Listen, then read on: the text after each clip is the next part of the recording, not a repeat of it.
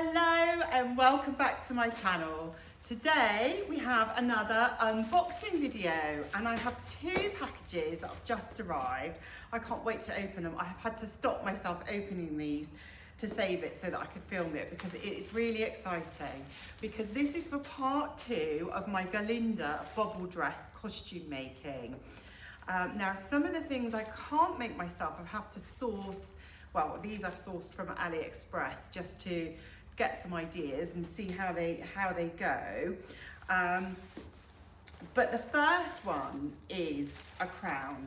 Now I am going to make a crown, my own crown, later in this series, but just for now I wanted to just get an idea and start to get a sense of what the costume is going to be like and how it's all going to sort of come together. So I've ordered a crown. The box is a bit bashed, so we'll see how it is when I get it open. But it's to give me a sense of what we're aiming for. It was about £7.50, £8 I think it was. So I thought I'd try here. I mean, if it's amazing, then obviously it's a win. I don't have to make one. But I have made a crown before. I am quite looking forward to having a go at that, but as I just couldn't wait, let's see. Okay, so actually maybe it is quite well packaged. What have we got in here?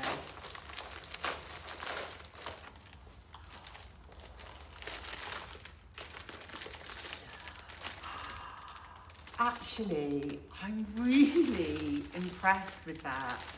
Look at that. Oh my gosh, it's actually quite big. It's quite tall, because the thing with Glinda's crown is it's quite tall, but it's quite tall all the way round. This does get shorter on the sides, but let's have a look.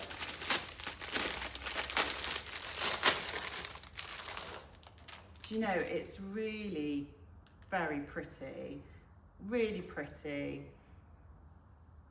I love the sort of it's got the sort of AB crystals on it. It's got the bubble shapes. It looks really sparkly. It's got the sort of stars that are in the wand. I'm going to have a go at making the wand as well. That'll be coming up later in the series. But just my first reaction is that's actually really nice. It's quite heavy, so it feels quite weighty. I don't know how I would get that on my head. Maybe just slide it on like that, maybe? How does that look? Is it looking good? Oh my gosh, I don't have a mirror here. I need to go and have a look and see what that looks like, but I'll leave that there for now. Hopefully that's okay. We'll get to parcel number 2. Now, can you guess what this is? This is a crinoline. So the big layered hoop skirt that goes underneath, because I'm going to make the bubbles. I'm making the cones. We've got that coming up. We started it last time in part 1, but it needs a bit of help with the volume, and the help with the volume is the hoop layers. That's called a crinoline or a hoop skirt.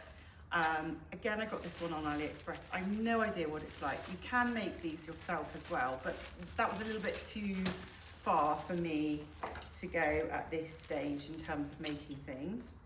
I've never had a crinoline before. I'm very excited to wear one. It's funny, I've always loved the big Victorian costumes and the big Victorian gowns and the wonderful crinolines that they had underneath them. So this actually is looking good already. I think it's going to spring open. This again was from AliExpress. This was about £25, I think. No, it wasn't actually. It was cheaper than that. It was I think it was £17, 17. So not bad. I certainly couldn't buy all the bits and bobs and make it to that. And I'm hoping it's going to just give me a start. Right, let's get into this. Really, let's open it. Let's see what happens. Is it going to spring open? Wow! Oh my goodness me! Oh my goodness me! Wow! Wow! I am suitably impressed with that. So let me just move this table out of the way and I can try it on for you. Okay, so I have to say I am really impressed with this. The fabric is actually really good. I thought it was going to be like a sort of cheap net, but it's quite strong and I think it's going to really help to give the dress structure. The hoops pop in and out really nicely. I like the shape. I think that's a really good shape. Now obviously the real Glinda dress isn't a sort of a completely spherical shape like this. It does come out at the back. It's got a little bit more shaping in the back there, but I'm not looking to make it exactly as it is in the movie. I'm just looking to make it be one that I can feel fabulous in and enjoy wearing, and it will be very recognisable to anybody who sees me in my Glinda dress. So let's see if I can try this on. Oh, honestly, I have always wanted one of these. It's ridiculous. Let's get this on. So, considering I'm a size 18, well, 16 to 18, I think that is pretty good. That is actually really comfortable. It's not too tight. Oh, it wobbles and oh, it wobbles. Look at that. Woo! It's just really fun. I love it. I love it. Now, this is going to be the base. I will make like a petticoat or an underskirt to go over this and cover this up. This is the test spiral that we made, Fibonacci spiral in part 1. So go back and check that out if you haven't seen it, where I tell you all about how to make this cone shape. Now this isn't the final fabric I'm going to be using, but just to show you, if I have these attached to the waist, these lovely cones are going to sort of billow out. If I have slightly stiffer fabric here, already we can begin to see how this is beginning to take shape. Excited! So the next thing I have to work out is, how do I get it back to transport it? This is going to be a travelling costume. It's going to go on tour, this act, when it's finally ready. Let's get that off.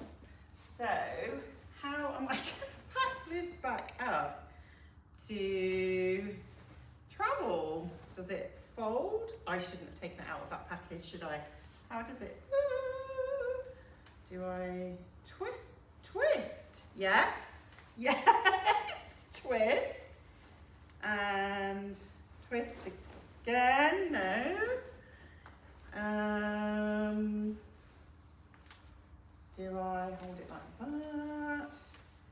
I should have looked at it more carefully when I was taking it out. Right, so I reckon I can twist it around like that. I'm going to have to have a bag to slot that into, I think, ready for when I'm travelling.